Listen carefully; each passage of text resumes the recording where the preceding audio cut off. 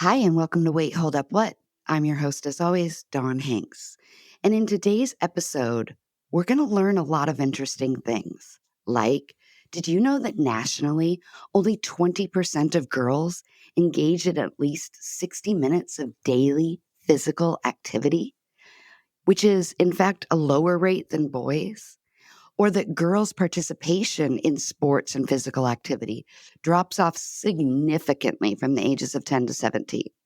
Wait, hold up, what? I was hoping you would all say it with me, and maybe you did. Some of the barriers that contribute to this include lack of financial means, a lack of role models, but also concerns about body changes, including breast development and the need for a good sports bra, or a sports bra at all, quite frankly.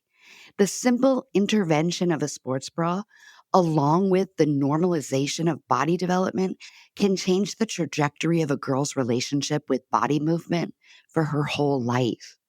Yes, I said it, her whole life.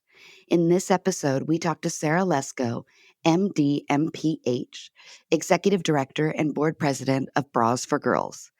This is a nonprofit that's looking to change the narrative around how girls interact with sports and physical activity and ensure that these barriers are no longer an issue for them.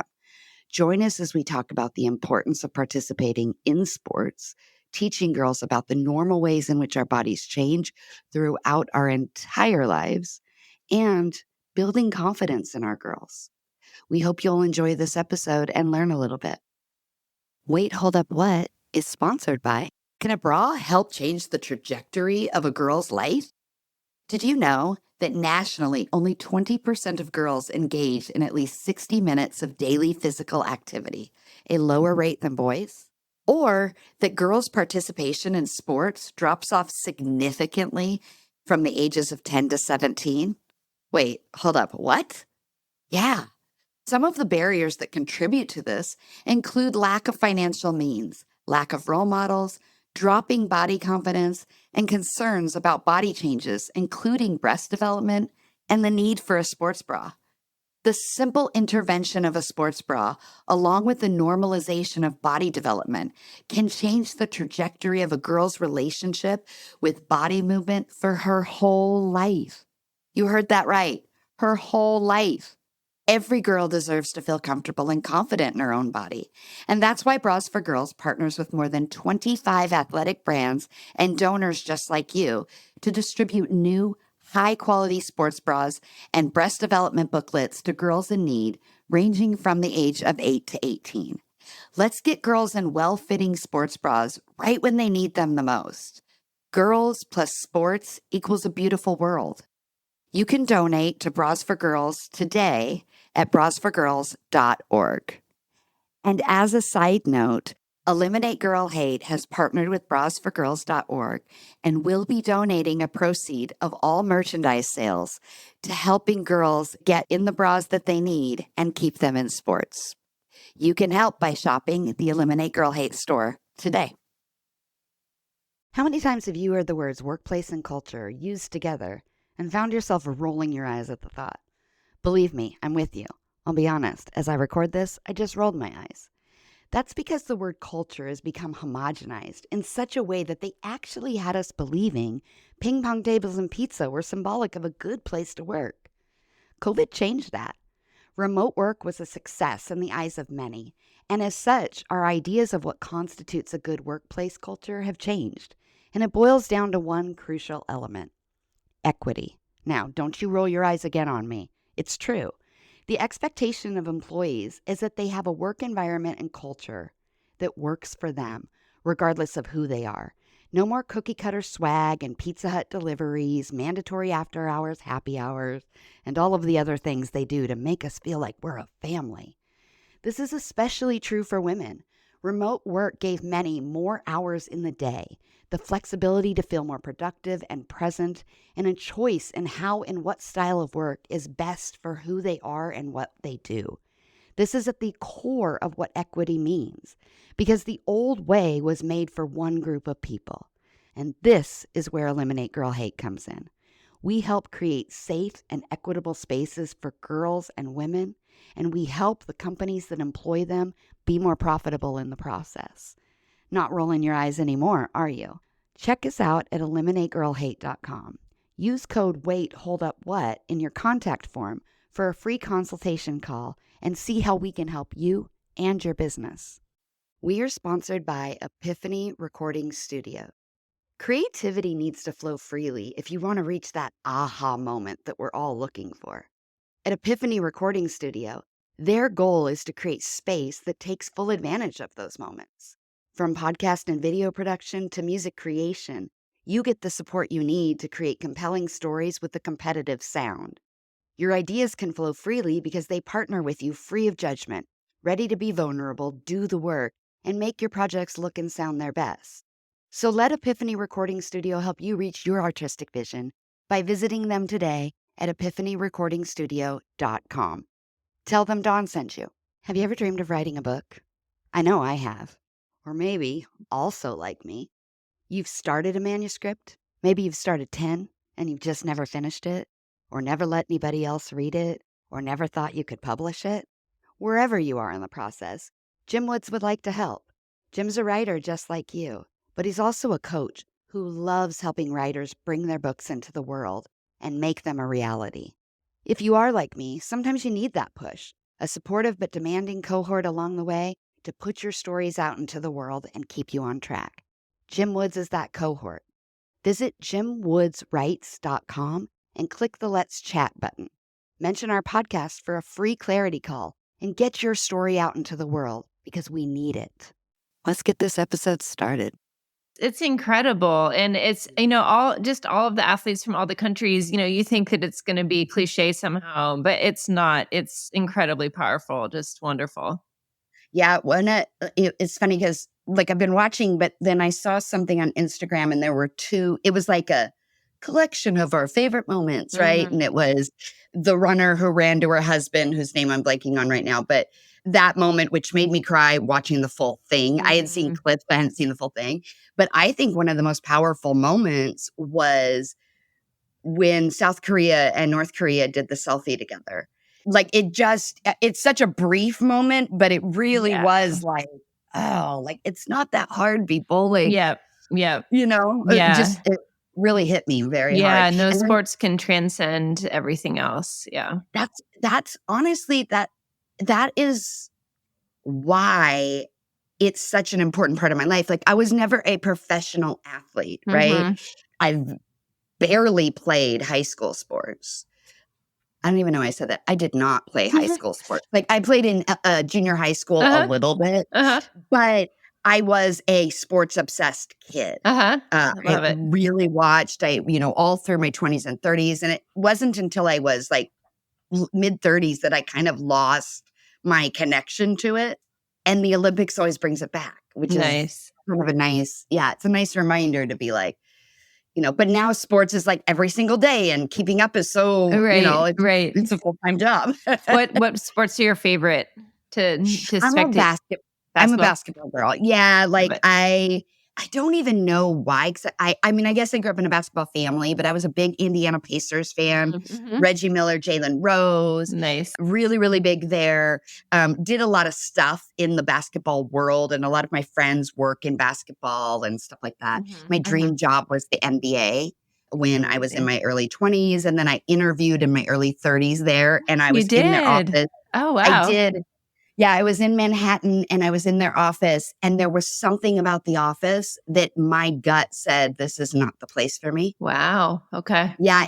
And it was crushing. I walked out, and it's in one of those high rises in New York, and I sat outside on a bench and I just cried.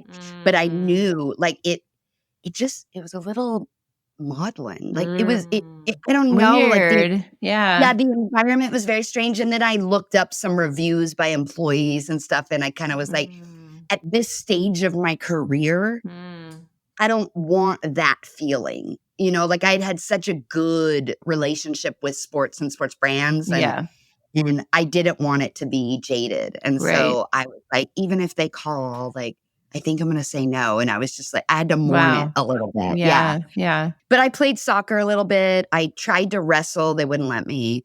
I did softball. I love watching track and field. I just think what a single solo person can do with their body is just so fascinating. So love track and field, but pretty much anything. Like I just get really entrenched in like, how are they doing that? Yeah. Like it's just so, Yeah. and like I've watched a lot of baseball life, a lot, and I'm not the biggest baseball fan. It's a little too slow for me. Yeah. Yeah. It's a little Um, sleepy for me also. yeah, I can see that what they're doing is really amazing, right? Aaron Judge today hit that record or whatever with the fastest to 300, but it's just like I'll sit there and I'm like, okay, can we speed? I need, I got time and money to, things to do. Yeah. But I've been really blessed through my time at Oakley. Like I've been on the field for batting practice. I've been up close with So cool. athletes and in a lot of stadiums. And then I have kind of it's not really a secret, but I have this dream of seeing an NBA and an NFL game in every stadium in the league. Oh my gosh, you have to do it. Yeah. So I'm closer to the NBA than I am to the NFL. I've only been to a few of the NFL stadiums. Well, you have to come out to Seattle. And we used to have season tickets. You have season tickets for the Seahawks? We used to, yes. Oh, okay. Yes. So you've been. And it's funny because I was never into football.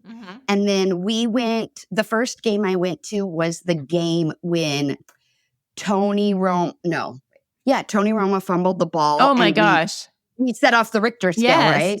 Yes. And I went with my brother and my stepdad, but we didn't have seats next to each other. And I don't do well in crowds. Like I am very anxious. And I was so nervous. And I sat next to the most amazing group of people. Aww. And they were all season ticket holders from Alaska. Amazing. And they were like teaching me the game. And they're like, okay, so when it's a first down, we're going to do this. And like all the little things. And I just instantly fell in love. And my brother finally got in the lottery. And then it was like, I'd be in California and I would travel down here just to go to games. Oh, like, that's so incredible. Fun. Yeah, it was very, very fun. Oh, that's so great. Yeah, that was an amazing time because it was like the Beast Quake and all the, it was so fun. Yes. And I'm a little like crushy on Lynch. Like I can't. Marshawn's a great guy. He's very cool. Funny. He's interesting. He's fascinating. Yeah. He's like the juxtaposition of 27 different things all rolled up into one. And it's totally. It's so interesting. By the way, they may use some of this. I don't know. I started recording, but we will do a formal like, hey, hiya, how are you? Don't put out there that I don't like baseball because a good friend of mine's a baseball player. No, I don't want to say I don't like it either. It's just a harder one for me to completely get into. Yes. Because of it. That's what I would say. Like I have enjoyed going to games. Yeah. I actually right now have a baseball bat. It's a Marucci on my wall that was given to me by one of the guys at Oakley who's really into baseball. Like that's the guy. So cool. And it has the Oakley logo on it, but then it has my name on it. But it calls me the 12th Woman Custom Edition. Oh, that's so nice. Yeah, so I thought that was kind of cool. Okay, so if you're listening, we've just already got started and chatting and sharing all sorts of things that we like, but welcome to the show. Today's guest is do I say doctor before it? I see the MD, but it's up to you. Okay. Dr. Sarah Lesko MD, and I don't know what the MPH stands for, so maybe you'll let us know. But Sarah is the executive director and board president of Bras for Girls org, which is a nonprofit.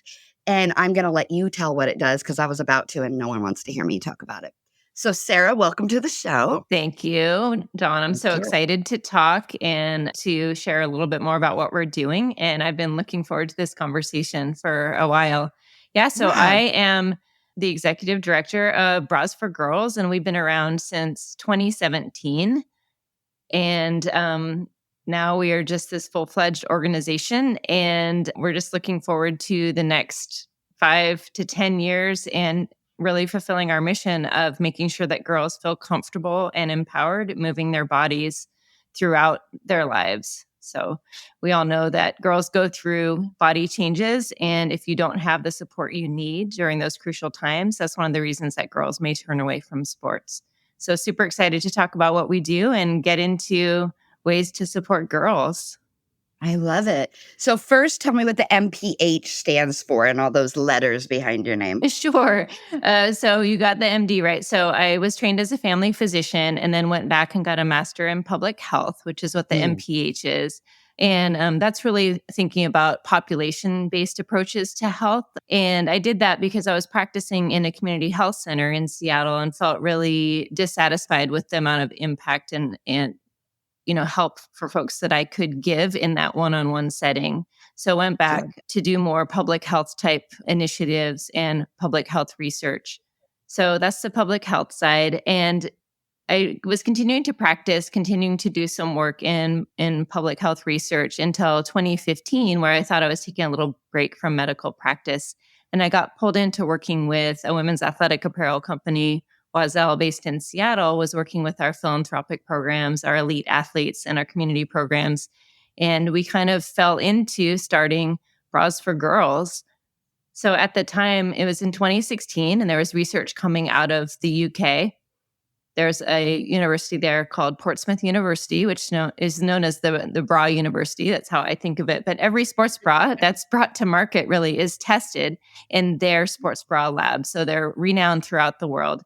And they had surveyed British schoolgirls and asked them about, reasons they stay in sports, how they felt about their bodies, body confidence, all of those things, and really found that the lack of a sports bra and lack of knowledge about breast development was one of the reasons that girls were not in sports. Only 50% of girls aged 10 to 14 were wearing a sports bra for exercise, and over 80% of them had concerns about their breasts as they related to exercise. So at the time, this company, Oiselle, had some extra bras in inventory, and we kind of put two and two together and said, "Hey, let's start this program. Let's do something to solve this problem." So we launched it, just a page on the website, and started with a really great program in Oakland called Running for a Better Oakland. It's a community-based program that trains kids and their families to run 5K, 10K, and half marathon. And we launched it. It was really successful, super fun. And, we kind of put out a little bit of information about the program, but really without any outbound advertising. That first year, I got requests for 68,000 sports bras. It was 68,000? Yes, yes. Wow. Yes, it was completely overwhelming, and really demonstrated that, hey, this is a big need that's currently not being met, and also it's not a one company issue. This is its own Yeah. thing. So I think the seed was planted then that, this project was going to be bigger than just a little initiative coming from one company. And is the need, and it probably is layered, but I want to ask anyways, is the need financial? Like people can't afford the sports bras, or is it also, I'm trying, I just remember being a kid and like maybe asking for something for a parent, and a parent might not be informed about something. So they're like, you don't need that.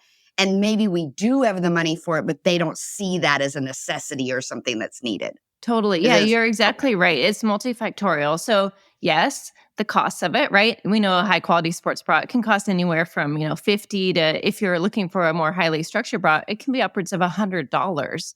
So there's Yeah. definitely the economic portion.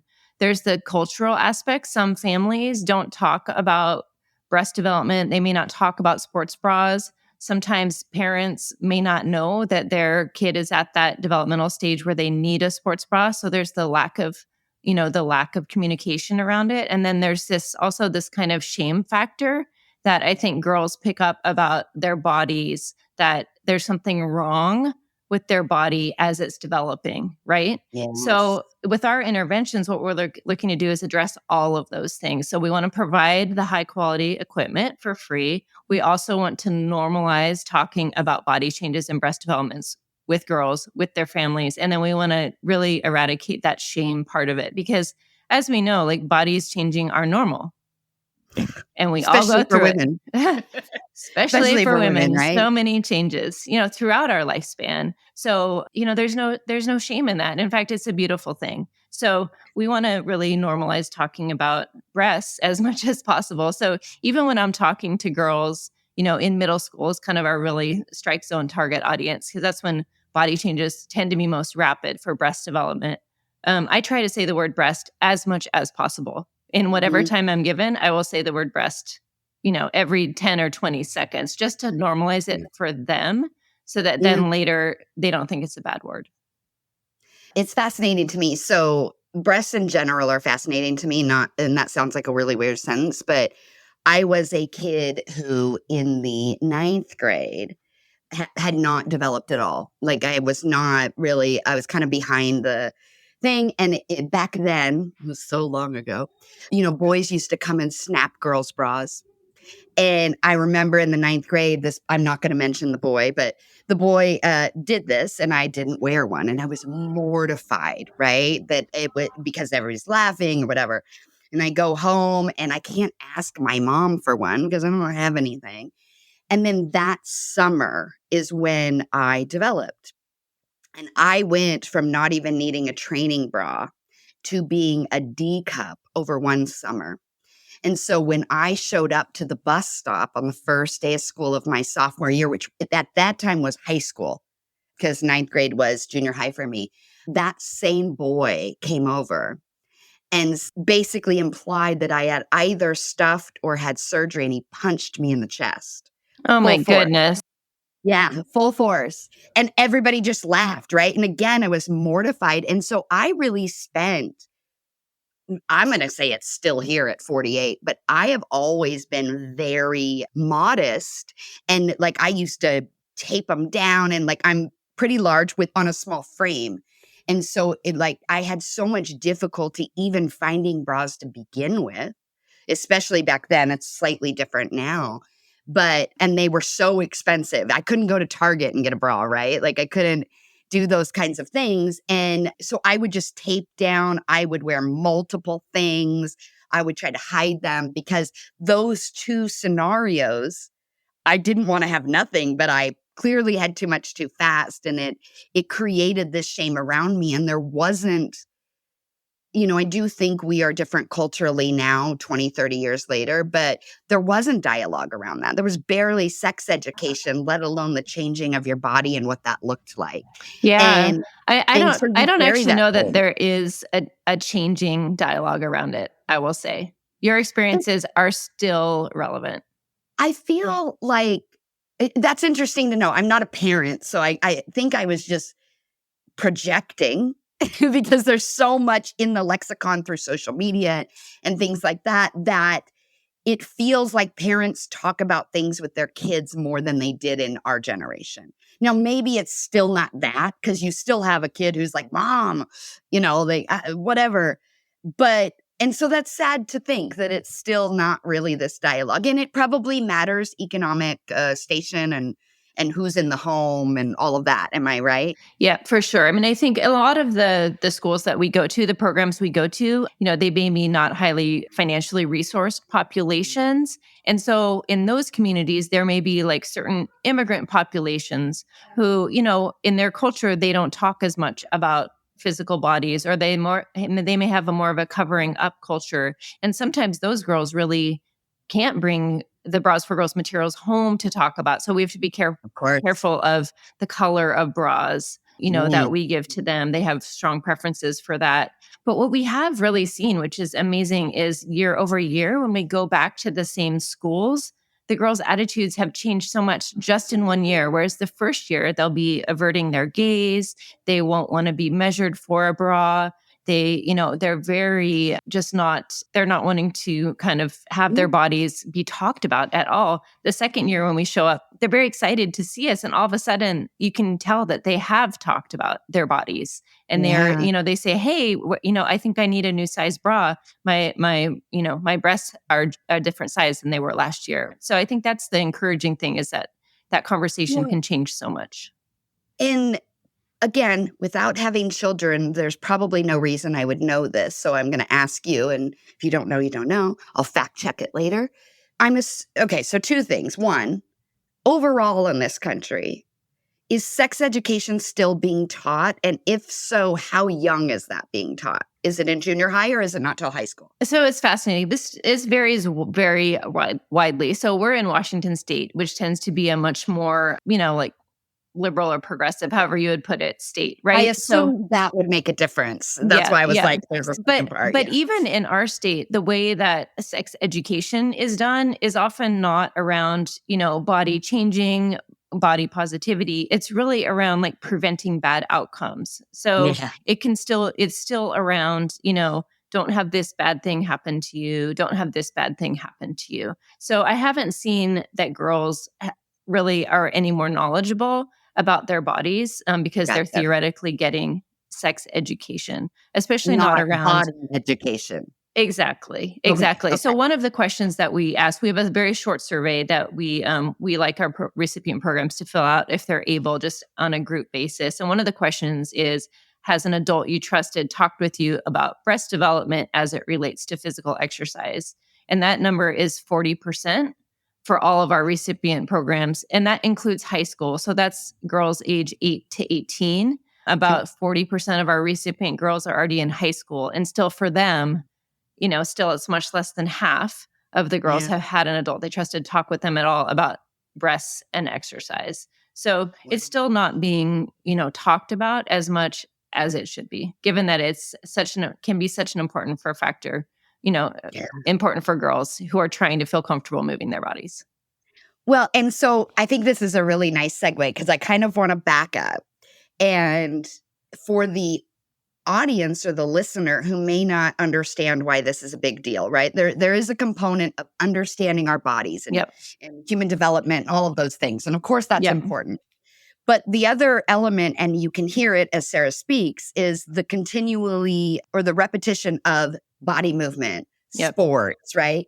And so I want to talk about why that is important. And so a lot of people have heard me say on here, a lot of what got me started on my journey with Eliminate Girl Hate and was speaking to, for, and about women and girls Mm-hmm. is Title IX. Yep.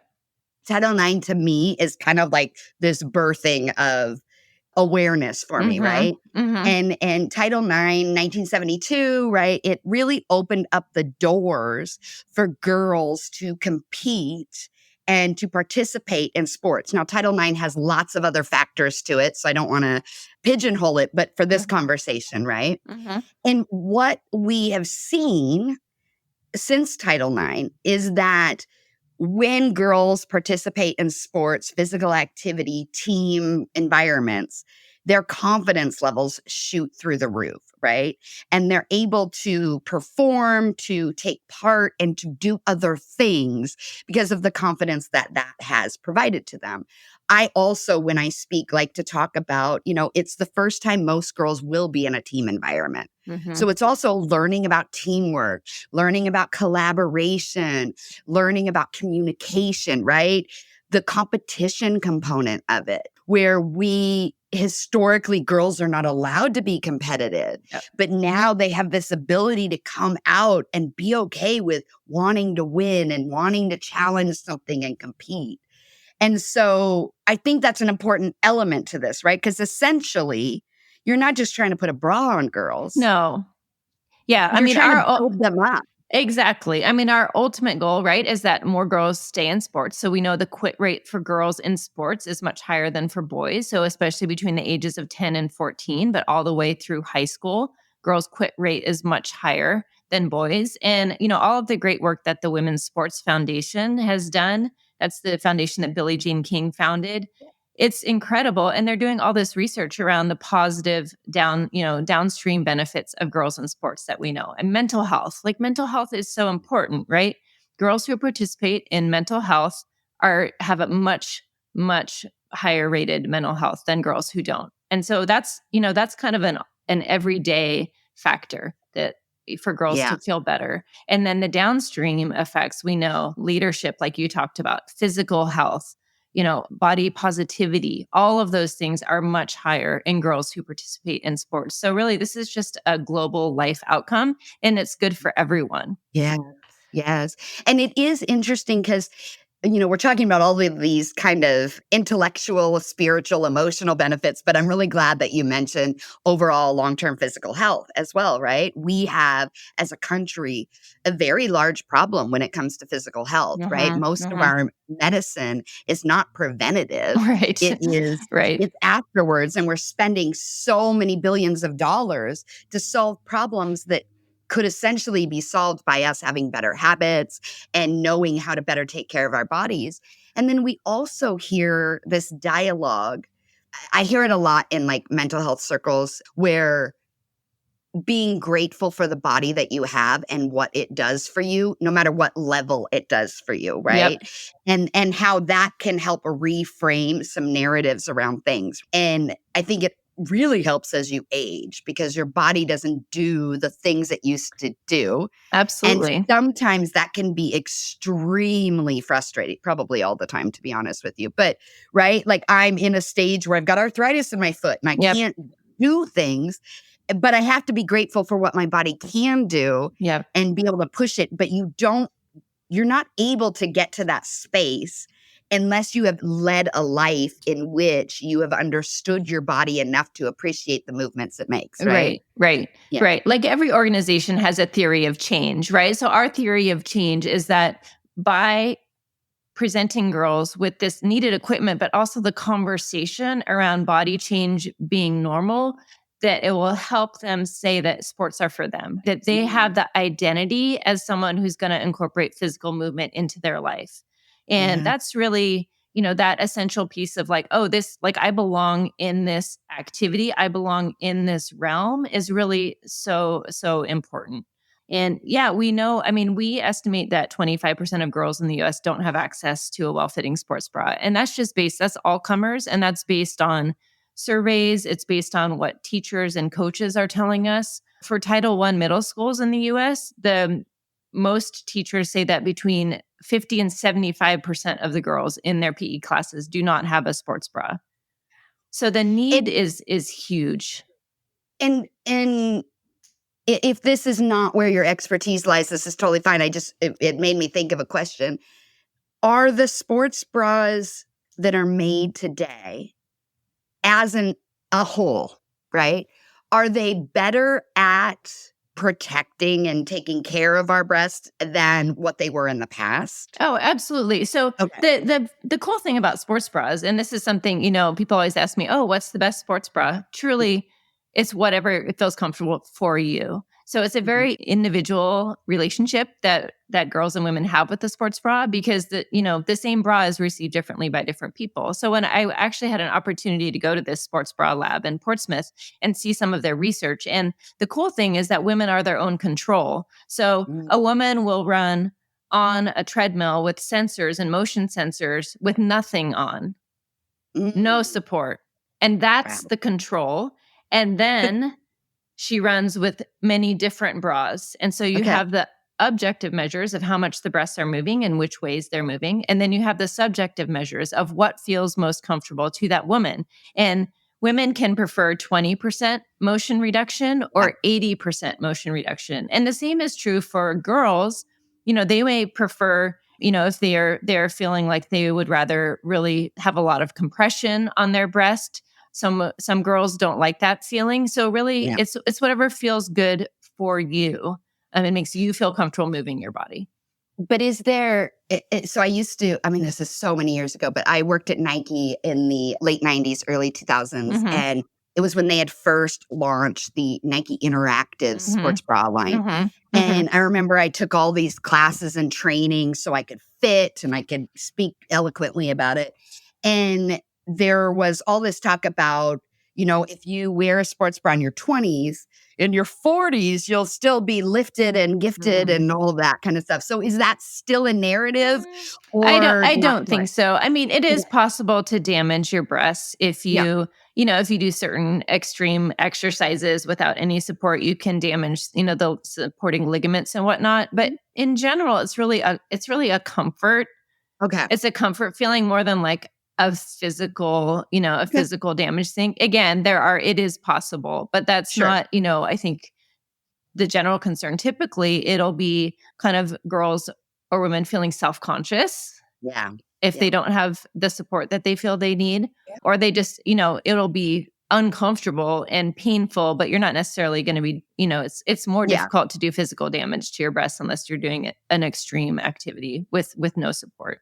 But I would say that the bras, there has been a lot of improvement in bra technology. And also just like a huge variety of bras are now available. So, Yeah.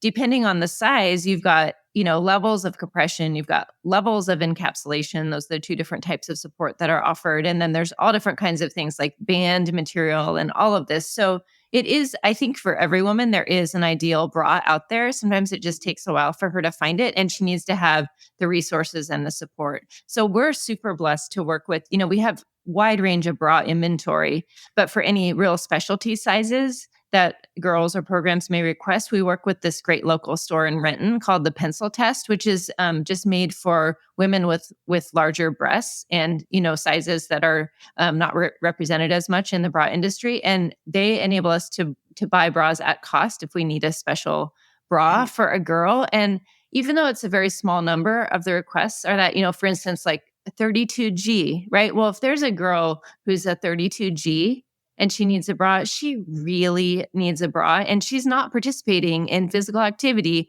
without that bra. And so to be Yep. able to have that impact and send that girl who, may or may not have access to a washing machine, right? So if we send her 6 bras of that, it completely transforms her life. And the Yeah. feedback we've gotten from even some of those small interventions is, parents will say like, my child is a different person because of Yeah. this. She's completely Yeah. transformed.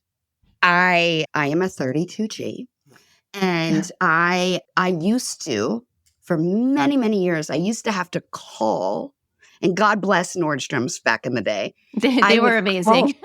but I would call them, and they would bring bras in because that wasn't what they stocked at the time. And so Mm-hmm. I would call them like a week in advance, and then they would bring in bras for me to try on so Amazing. that I could then choose from it, right? Mm-hmm. But like I used to have to, my stepmom would help me, and I used to have to try to make my own bathing suits. And back then I was smaller. Like I was probably a 28 around. And so it was even more complicated, right? Yeah. And it was like I never wanted to go to a swimming pool because it was like I didn't have something I could wear and Right. be comfortable in. And I can see how that would be so life-changing for a Mm-hmm. girl who is probably also maybe not being teased, but there are narratives Absolutely. around girls who develop earlier or who develop larger, whatever that Absolutely. is, right? There are Absolutely. all sorts of narratives around that, and boys and kids are mean and they tease, and so it can be hard to comfort that. So I can see, I mean, that just to me, it's so lovely to know that there would be a resource that could help somebody like that Mm-hmm. feel more comfortable in their body. And, because back then and even now, if you go to Victoria's Secret, they don't even carry those sizes. No. So you're already feeling othered, right? Right. And I'm not knocking Victoria's Secret. I want to make sure I say that. But like, if you go into a Target, if you go into a Kohl's, if you go into these stores, they don't have those sizes. No. So you already feel like you're somehow different or weird or unusual. Right. And so to get that validation, I can see how that would be so And that's the important. last thing, right? When you're in middle school, all you care about is your peers. And so you don't want to feel different. Yeah. So when we go, especially when we go to middle schools and do a presentation, do bra fitting, we make sure to bring the widest range of possible sizes, just 1 or 2 of each, just saying like the worst situation would be a girl coming to that type of activity and then still feeling like, oh, there's not a bra for me. So we kind of go overboard in that and No, I think that's great. just to I make sure can't that even imagine at that age having that opportunity and feeling that way, right? Like it just touches me. So, you're a family doctor to start with, and then you go into public health. What is the sport correlation for you? Oh gosh. Well, I've always been hugely into sports. So I grew up, my parents were hippies and we kind of, roamed around Oregon and Washington. So I had a pretty non-traditional childhood, but I got into running, and my junior year of high school, my mom and I moved to Eugene. And Eugene, Oregon is a very much a running city, right? Yeah, running capital of Prefontaine. the country. Right, it's Tracktown USA now. But even back in the day, it was very running oriented. And I went to South Eugene High School, and my coach was Steve McChesney, who's one of the, he's in the premier running family. And the McChesneys were just amazing. Helped start the running boom. Incredible.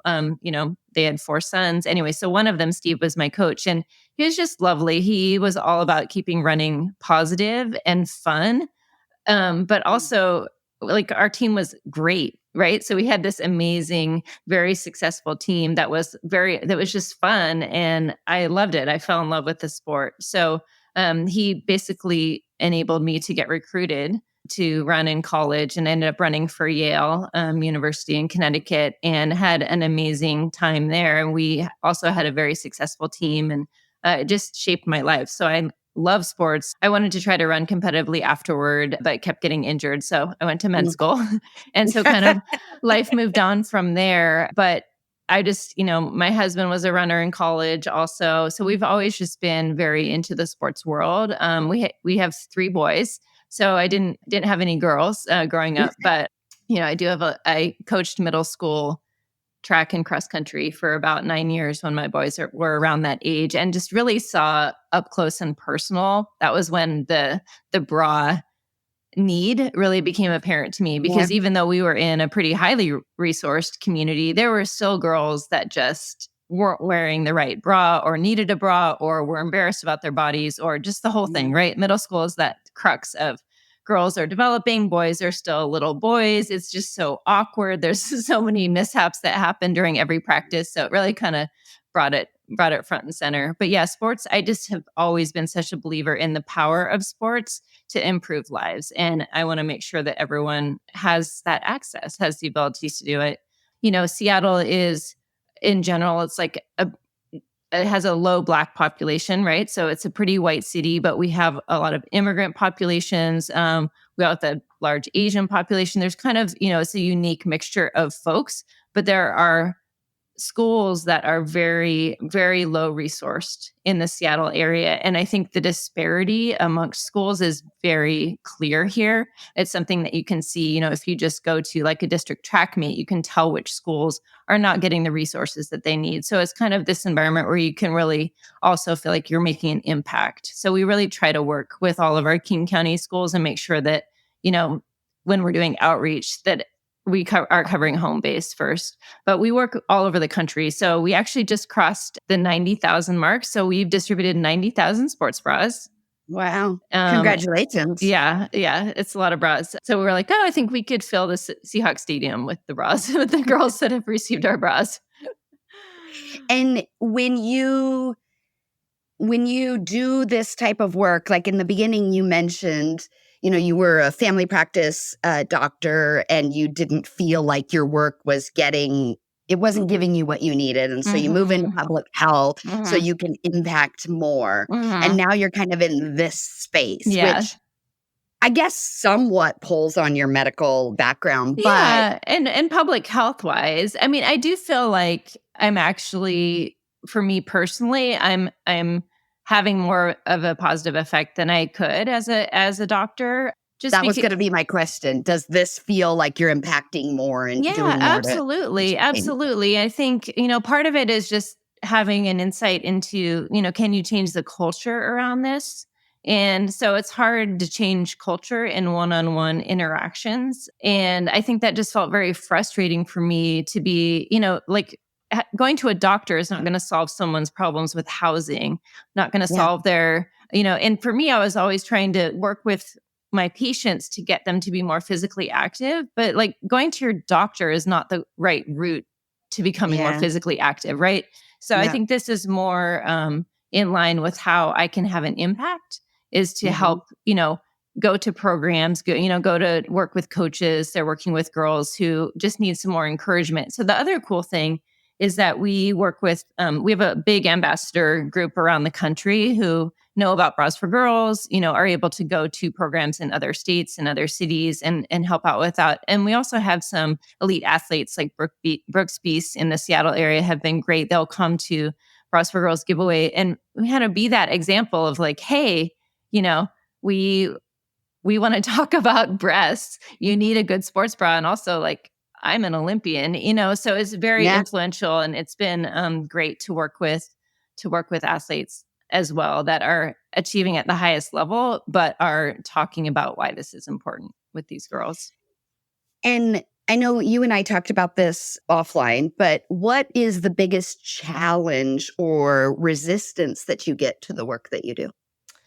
Yeah, it's interesting. I mean, we have this breast development booklet that we give out. It's a very light touch. It's like you can provide a link to it. It's online, but it's basically like, hey, it feels good to move your body, and you're going to get breasts, and that's normal. Yeah. And then we have this page that is kind of a little graphical representation of different colors of breasts and shapes and sizes of nipples. And then it goes on to talk about sports bras. But we have gotten feedback from a few, primarily male coaches, that the nipple page makes them feel uncomfortable. And so it's Mhm. really been a good way to start the conversation about why, and also why we have it in there. So while we were Mhm. developing this book, we got people's opinions from, various areas. And one of them is a puberty specialist at Seattle Children's.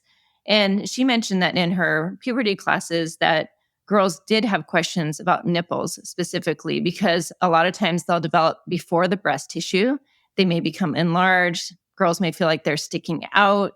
Yeah. And so they have questions about them, and it makes them feel uncomfortable. And so we felt that it was important to specifically mention the word nipple, and also to show that having different colors, so these skin tones, Yeah. that's normal too. And this is the thing, is that if you don't talk about something, I think some people assume, oh, if you don't talk about something, the default is that everything's fine. Well, with Yeah. girls and body development, if you don't talk about it, then you're abnormal, Yeah. right? Yeah. Yeah. Then Yeah. you have something wrong with you. And so Or that's you what, go to places where the information is wrong, yes, incorrect, or yes, damaging, right? yes, Because we are naturally curious animals, yep, right? And creatures. And so we go out, and if we're not getting the answers from the people that we know and trust and love, right. then we're going to go find it someplace else, and it might be the wrong answer. Exactly, exactly. So, I think when we've had this pushback about, this booklet, it's actually been a great way to start the conversation. So, how that is usually gone is after I talk on the phone with someone for about 45 minutes about breast development, then all of a sudden they don't feel uncomfortable about it Yeah. anymore. Right? So it's Mhm. their discomfort that is bringing that forward. And it's like, okay, Mhm. but if you feel uncomfortable and you're coaching girls of that age who have breasts, that's going to communicate somehow, right? So we're looking to just normalize, like, just like coaches should have hair ties and menstrual products available, being able to say, like, if someone needs a sports bra, being able to give them a brochure of ours and say, hey, you can get a sports bra. That's okay, Mhm. because we all have Yeah. bodies, and Yeah. we think of sports bras as essential equipment, right? Yeah. So, not every girl needs one if her breasts haven't developed yet, or, are not large enough to really need that physical support. So they're not essential for everyone, but for most girls, they are essential equipment for them participating in sports. And random question, but when you are in sports, let's say high school level, are jock straps considered essential equipment? So I think that actually has fallen out of practice.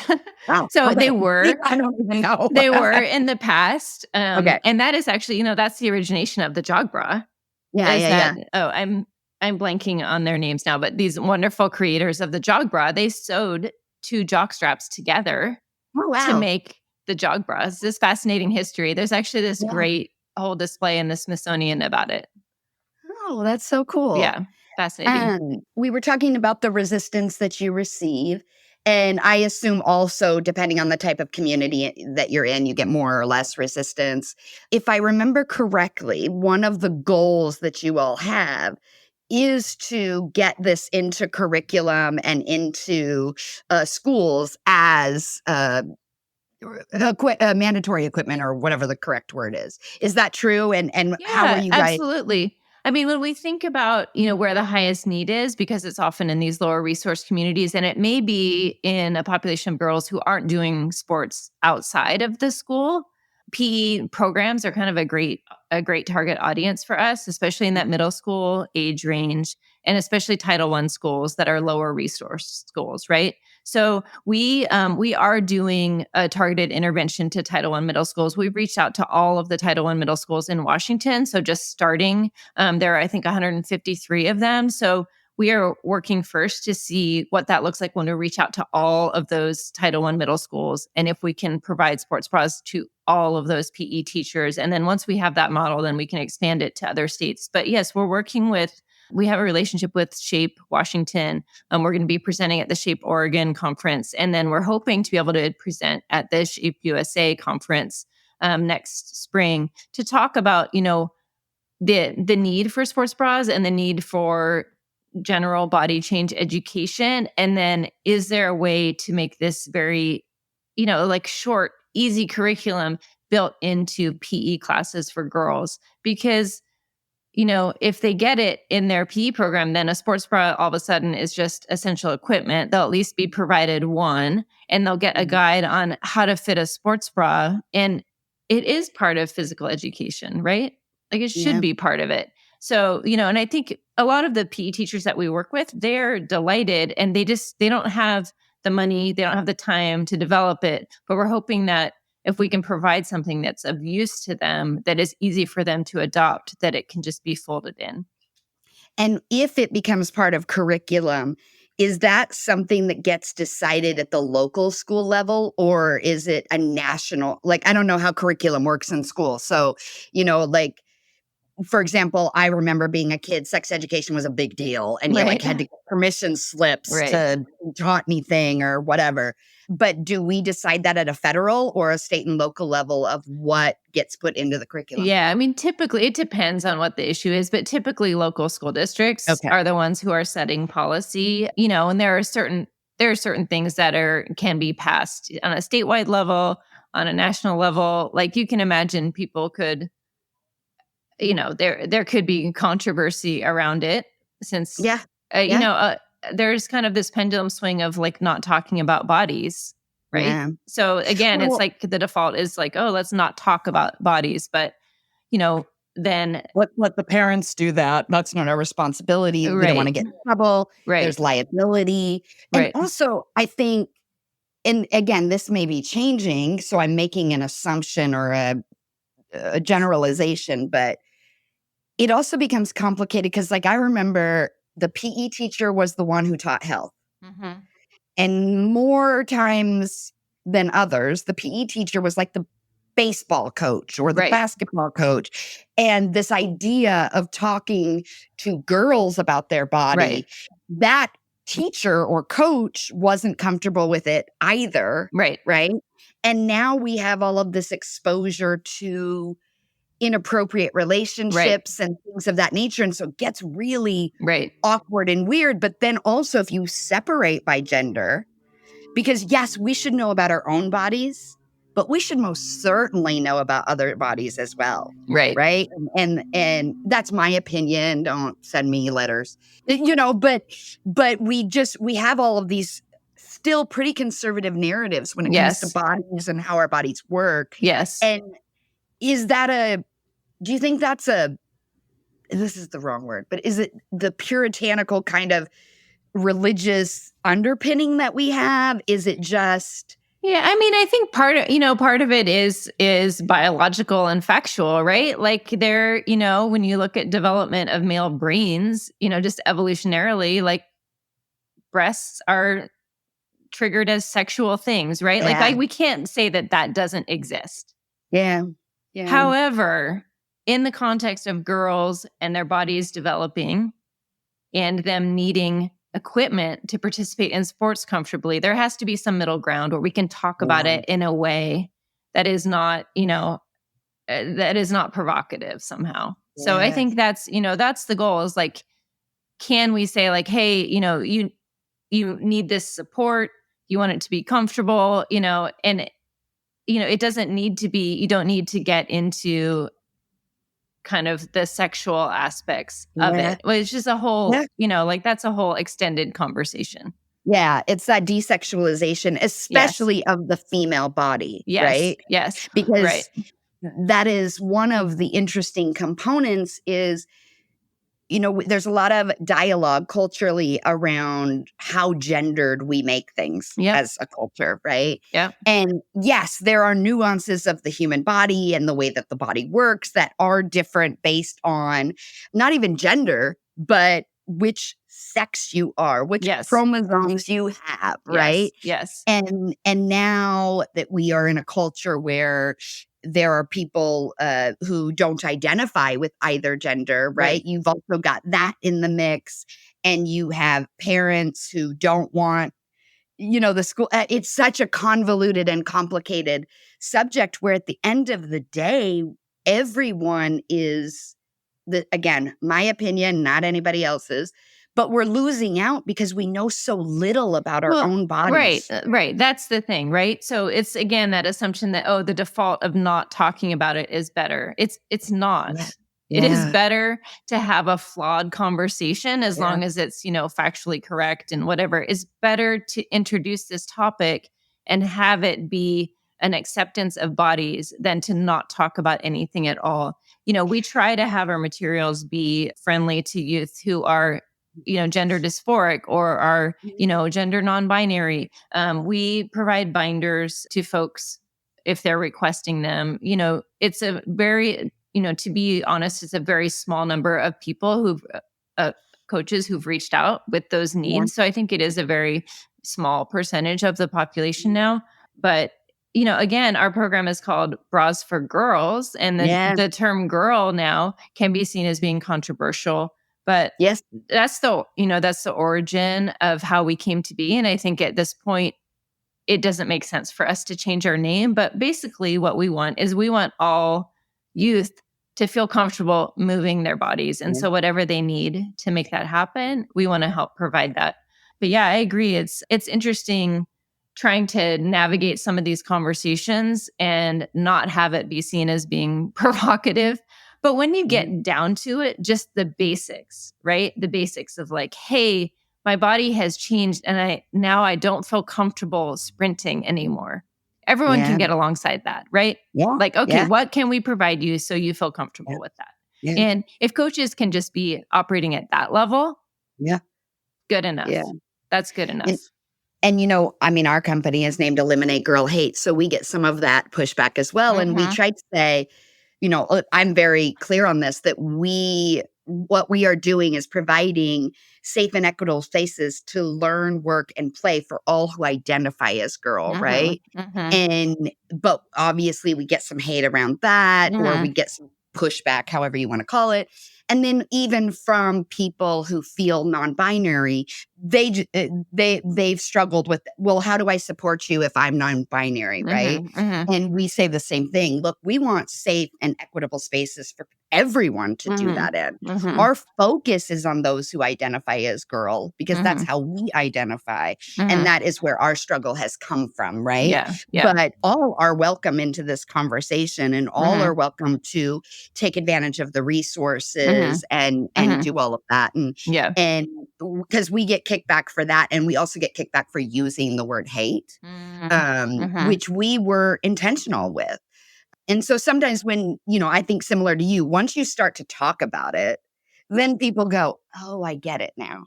But sometimes that initial thing can be very triggering for people. Yeah. Well, it's interesting. I mean, I think one thing with the Olympics, just because they're so fresh in my mind, is seeing all these great different body types of women represented, and they're all superstars, and Alana Maher with rugby and all of that. And it's just like, so in love with her right now. Like, I've been watching every interview she does, and the power that emanates from her, the confidence that emanates from her is so inspirational. And like, I'm getting goosebumps even talking about it. Because for so long, we weren't even allowed to talk like that if you were a girl, right? Exactly. That wasn't appropriate. And so to see somebody just living in their truth and authenticity and being unapologetic about it, but also not being dismissive of anybody else, controversial of anybody else. She is just in her space saying, I'm here and I'm taking up the Yep. space that I'm allowed to. And I want to hug her and I I'm know not even a hugger, right? it's really great. Yeah. And that, I mean, you mentioned wrestling, wanting to wrestle. And that's one of the areas we work with a lot of wrestling programs. And it's been the fastest growing girls sport in the US. It's an Wow. easy entry sport for girls who haven't Yeah. done sports previously. So for girls Okay. in high school doing their first sport, wrestling is growing fantastically. And Yeah. they also have an equipment requirement, right? So they need to have the higher coverage sports Yeah. bra, one that's compressive, but not too compressive on their rib cage, but one that doesn't have any metal, no Yeah. snaps or clasps, right? So they're very specific, but it's required for them to wrestle. And so if girls don't have access to those types of bras, they cannot even compete. They can't Yeah. wrestle. And wrestling is just one of those sports that, you know, it needs to be supported, right? It's fulfilling a need that has Yeah. not been met with other sports, with other types of opportunities. So, yeah, that's one of the areas where we're looking to really expand our support. What has been the biggest surprise for you in the 7, 8 years that you've been doing this work? Wow. I mean, I think just the level of need out there, we kind of started this as we thought it would be a one-off program, just to work with a few different running groups. Yeah. And the amount of need that came pouring in has just continued every year. It's just shocking. Like we've never done any outbound advertising. And Wow. we're barely able to keep up with the demand as it's increasing. So last year in 2023, we distributed 30,000 sports bras. This year, we're going to distribute over 50,000. And so now Wow. we're at this level where, I mean, I think if we had the resources, if we had the money, we could easily distribute with no outbound advertising 100,000 sports bras next year. But I just think financially, like we're not going to be able to get there unless we get a huge major donor. Because, Yeah. now we're at this point where we're accepting donations from brands, but we're also manufacturing bras. We have 2 manufacturing partners who are working with us. And so we're doing about half and half. So we would just need to be manufacturing more bras. And, it's a physical item. It takes money, even though we're getting them at cost. So I think the need has been the most surprising for sure. And do you outbound advertise for donors? Well, that's on me. Like, yes, like to whatever extent. There's only 3 of us right now who are, who work with Bras for Girls. We have a great, huge volunteer base of folks all around the country. So many in Seattle, just wonderful, and our board is amazing. But of course, everyone like has their own full time jobs as well. Of course. So yes, I try. I definitely work on it, but can always do a Okay. better job. If someone is listening, whether it be an individual or maybe it's a big wig at some company, right? And they've listened to this conversation and was like, wow, like this is amazing. And I want to be part of this as a movement. How can people help? Absolutely. I mean, we love to work with folks in whatever capacity they want to. So the brands that we work with, we call ourselves a brand agnostic organization, meaning that we would love to work with all brands who are on board with our mission. So right now we work with about 25 different apparel manufacturers who donate sports bra inventory to us. So that's lovely. If anyone is in that position to do so, we would love to work with you. We provide assets to sponsors, enable you to talk about Bras for Girls. So, like, we'll do the lifting on our side to provide you with ways to talk about our organization. We also work with a lot of individual donors. We're a 501c3 nonprofit. You can donate from your donor advised fund. We accept small donations. We accept large donations. Really, any amount of money is great. One of our things that we're most excited about is for the second year in a row, we're an official charity partner for the New York City Marathon. So we have 12 Oh, runners this year who are running for Bras for Girls, raising money for our organization, and running the New York Marathon in November. So that's always really fun too. So there are links on our website too if you want to support Bras for Girls, but through it, support those runners also. They're raising money. All that money comes directly to us as well and supports our operations. So last year, the New York City Marathon runners provided enough funds to cover our warehouse expenses for the entire year, which was huge. wow. So it's very, Yeah. very meaningful. And we have chosen you all as our official kind of nonprofit partner, if you will. And so anybody who purchases merchandise at eliminategirlhate.com, then a portion of those proceeds go to Bras for Girls org as well, which we're So very excited amazing. Thank about. you so Yeah. much. And we've already put it up on our website and done all of that. So we're pretty excited about that. And your website is brasforgirls.org, I'm assuming. Brasforgirls.org, written out. Yes. Okay, perfect, That's perfect, it. perfect. So I always, at the end of each episode, I want the guest to get the last word. And so if there's something that listeners could take away from today's conversation, what would you like that to be? Really, what we want everyone to feel comfortable with is that they're empowered to move their body, and that it's such important work to create that space for anyone in your life. Right? So there's no required type of physical activity, but any type that you enjoy is so beneficial for you. And so to enable that with anyone in your life, your children, your nieces and nephews, yourself, your parents, your grandparents, anyone, it's just such an important thing, that reaps benefits for all of the realms of our being, right? I love that. And other than the website, where can they find you on social media? So we are at brasforgirls.org on Instagram primarily. We also have a LinkedIn, Bras for Girls, and we have a dormant Twitter X that we have not really been using. We do not support Twitter X Okay. at eliminategirlhate.com. So, but, more power to anybody who does. Mhm. That's just our choice. Okay, so we'll send them to Instagram and we'll send them to your website and LinkedIn. And thank you for coming. This was, I found you on Instagram. That's really how this happened. Love it. And I was like, I got to know what they do. And I reached out to you and you were so kind to respond and to do this. And I don't know what we kept in of before we officially started, but you just got back from the Olympics. And so you're a little jet lagged and you still committed to this. And so we really, really appreciate that. And we hope that we can help drive people to your cause to help you out so that eventually you guys can become extinct because you're not needed any longer. Amazing. That is our goal. Absolutely. Thank I you so love it. much. It's been great to talk. Wow. I mean, wow.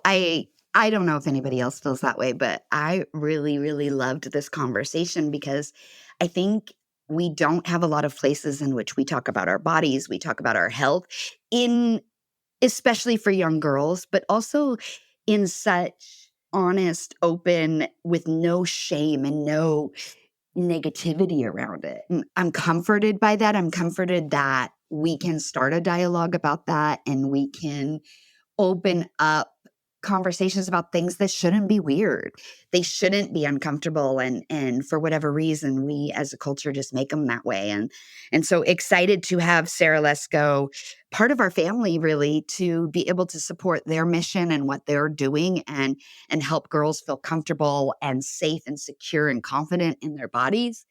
And also an organization that's really changing the narrative. And, we really like narrative over here at Eliminate Girl Hate. And wait, hold up, what? So anytime we can be a part of that for the better and for lifting up and supporting women and girls, no pun intended, then that's what we're going to do. So I just wanted to repeat the website for Bras for Girls. It's brasforgirls.org. You can go there to learn more about their programs, to find out the work that they're doing, find out ways you can help, and also, of course, donate and support them. And then as a reminder, all of the merchandise that you see on our website, eliminategirlhate.com, a portion of those proceeds will also go to Bras for Girls. And so that we can help be a supportive partner to them as well. So go get that stuff. We think it's really awesome. And, you can help support the movement, but also, again, no pun intended. Wow, clearly I need a nap. But you can show your colors and show that you support women and girls and all who identify as such. We hope you all have a wonderful week and you continue listening to more episodes of Wait, Hold Up, What?